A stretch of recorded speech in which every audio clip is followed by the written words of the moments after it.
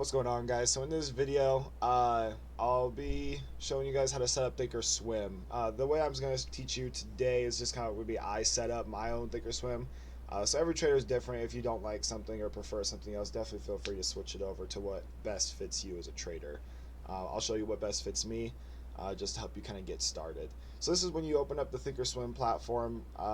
With your TD Ameritrade account, you have to log in. If you don't already have a TD Ameritrade account, go ahead and set one up. You don't have to fund the account or anything like that.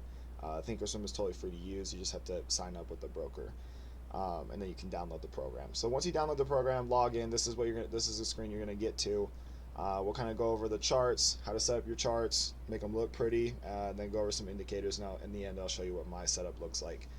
So the first thing we want to do once you open up Thinkorswim is go up to the top right over here, the Setup Application Settings. Just for general settings over here is what we'll go over first.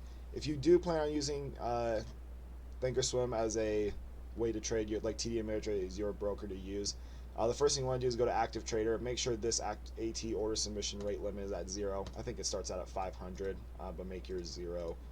And then also auto click the auto send AT order on down click. Next thing, this is for everyone, especially since I use Thinkorswim for my charts every day. I want to be looking at real-time quotes. I don't want any delays. I think it starts out with like a 3-second delay or something like that. But switch that to real-time. After that, look and feel. I prefer the dark mode. Some people prefer light, old school. You can do whatever you want, whatever looks best to you. We'll kind of go over everything else that section will give you. So I think that's it for this spot. So apply those settings, come back to this screen here. We'll go to charts. This is where you'll see the chart. We'll use Tesla as an example today. So here's Tesla. This is what the charts will by default look like, and we'll go through some settings for that first here. Go to this chart settings gear icon, and it will pull up this window. First thing I like to do is overlap volume. What that does is just puts volume into the same chart as your price action. If you don't, I personally don't like the volume subgraph, so I put overlap.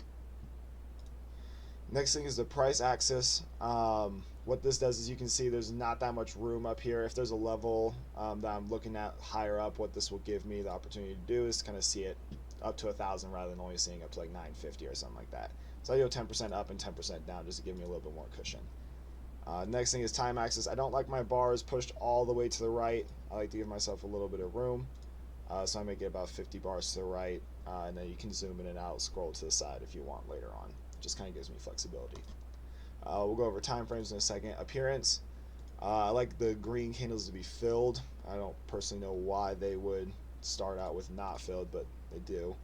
I also like to take that grid off so it's kind of cleaner, it's easier to look at. So that's all for the chart settings. So this is what you're kind of looking at right here for your charts, pre all indicators that we'll put on there, or whatever ones you choose to use. In order to change your indicators, go to this little like science looking lab thing, edit studies. First thing you'll look at is the moving averages. So if you like to use simple moving averages, there's a simple moving average indicator there. I personally use the exponential moving averages. So we go moving average exponential here. I use 2 of them. I use the 8 and the 21.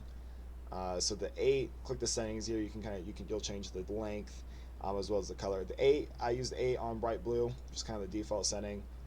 Then the other thing here is I use the 21 EMA, and I like to make that gold. So what they'll do is put the 2 moving averages on your chart there, already looking good. And then the next one I use is the VWAP, volume weighted average price.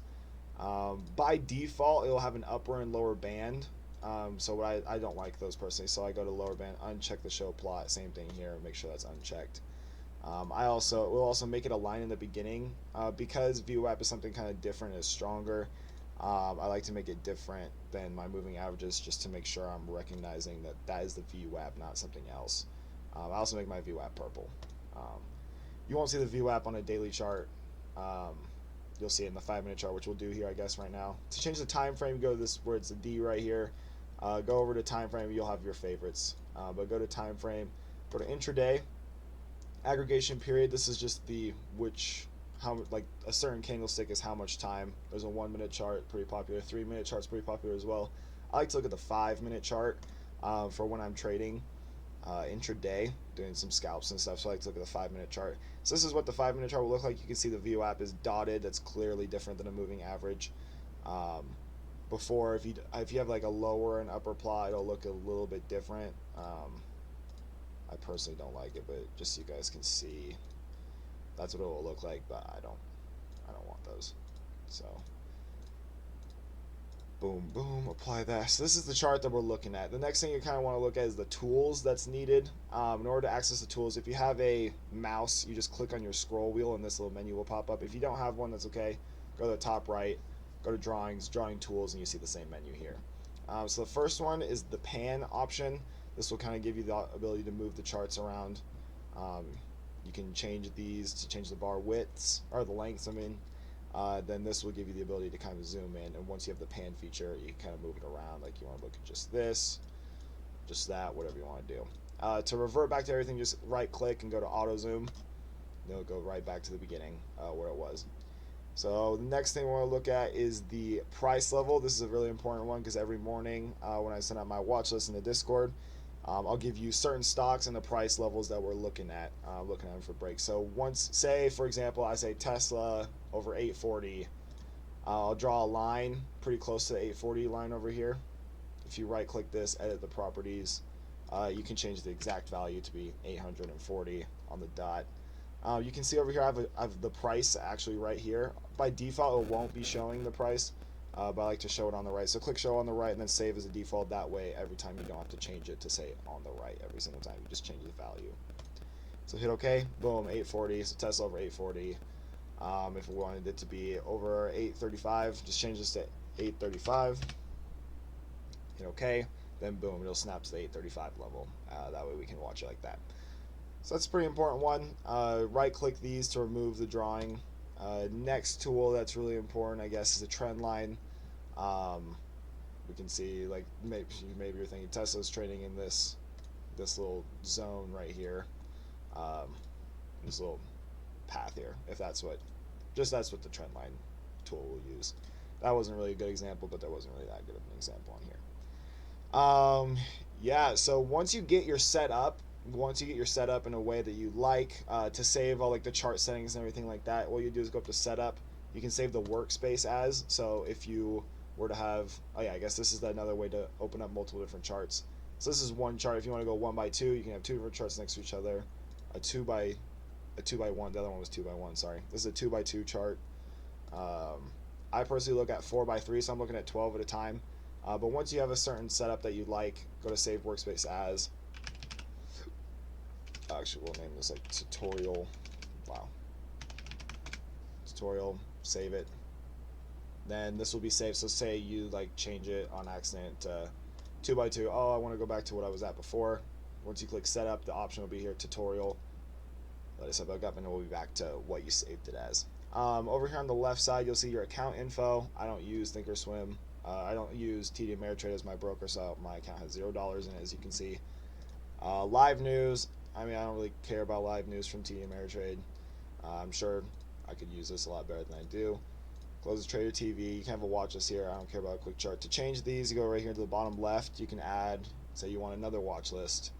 Another one I created is the like large cap swing. So these are companies I look at when I'm looking to swing something like that. You can make your own watch list and put that up here. But yeah, so that's this list. So usually I don't even look at this. I have other things to use for that. So I click this over and I've got a 4 by 3 set up here just so I can look at as many charts as possible. If you are in a tool, you click and drag across the screen, it'll give you like a highlighted area. And you let go, that's what it will zoom to. So say you just want to look at half the day, you can go like that and you're looking at it like that. Auto zoom back out. Same thing with this thing, you click and drag on the bottom, it will zoom in, scroll, bring the chart to the center, and go like that. Yeah, so just if you want to take a look at my setup right here, let me go ahead and delete this tutorial one, as well as that. I was just making sure it works, just doing it right. This is what I'm looking at every day. This is where all my main stocks are that I'm looking at. So I'm watching Tesla, Apple, AMD, Amazon, all these large companies here. So I'm looking at every day, watching price action on the day. Gives me a good view on what's going on in the overall market. Also on my other monitor, I have the SPY and the Qs up as well. Always monitoring those. It's really good. I guess just for example, in the morning, say I say AMD on the watch list over 88. You'll draw lines here. Just 88 value. Boom, right there, lines at 88. So now I'm just watching price action, and once it crosses this line, I'll click buy, and then hopefully we start making money. That's how it works. So yeah, if you guys have any questions about Thinkorswim, go ahead and put them in the Discord. Hopefully I'll be able to help you out. I'd love to answer any questions as best I can. But yeah, so that's how I set up my charts.